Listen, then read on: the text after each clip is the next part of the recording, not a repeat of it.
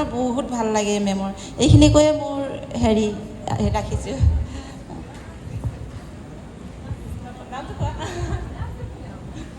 নমস্কাৰ, মই কবিতা কথা। মই আজি ইয়াত আহি ভালে লাগিছে, মেমক লগ পাই আৰু ভণ্টিকো লগ পাই ভাল লাগিছে। এইখিনিয়ে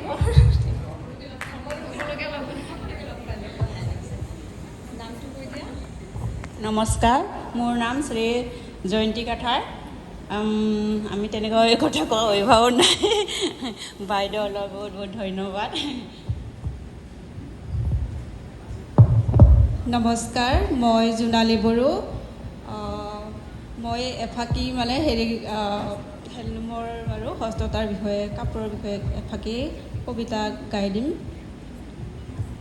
মৰমৰ দীপ্তি চেনেহৰ বাণী লৈ হেঁপাহৰ আঁচোৰে বোৱা, সপোনৰ ফুলেৰে ফুলা মোৰ বিহুৱান, মনেদি এবেলি লোৱা। সঁচাকৈয়ে হেণ্ডলুম যিটো হস্ততাঁত, আমি নিজে বোৱা কাপোৰ পিন্ধি আহিছোঁ আজি। বাইদেৱে মানে বহুত, আমি নিজৰ ট্ৰেডিশ্যনেল পিন্ধিম বুলি ভাবিছিলোঁ, কিন্তু বাইদেৱে ক'লে নিজে বোৱাখিনি পিন্ধি আহা। সেইকাৰণে আমি নিজে বোৱাখিনি পিন্ধি আহিলোঁ লৰালৰিকৈ। ভাল লাগিছে।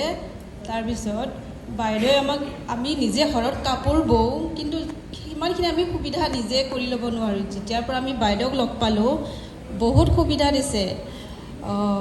আৰু সুবিধা দিয়াৰ উপৰিও আমাক এনেকুৱা এখন ঠাই চিনাকি কৰাই দিছে, য'ত নেকি আমি নিজেই আহি আজি নিজে কাম কৰিব পাৰোঁ। তাৰ বাবে বহুত বহুত ধন্যবাদ মেমলৈ। Thank you. May I speak in Assamese? I think most of you knows Assamese, and I'm sorry, Mrs. Shalini Srivastava. I think you will just understand a little bit of Assamese. বাকী সকলোৱে জানে অসমীয়াতে।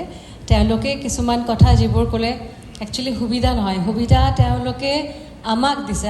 মই আজি যিটো opportunity পাইছোঁ তেওঁলোকৰ লগত কাম কৰাৰ কাৰণে, তেওঁলোকে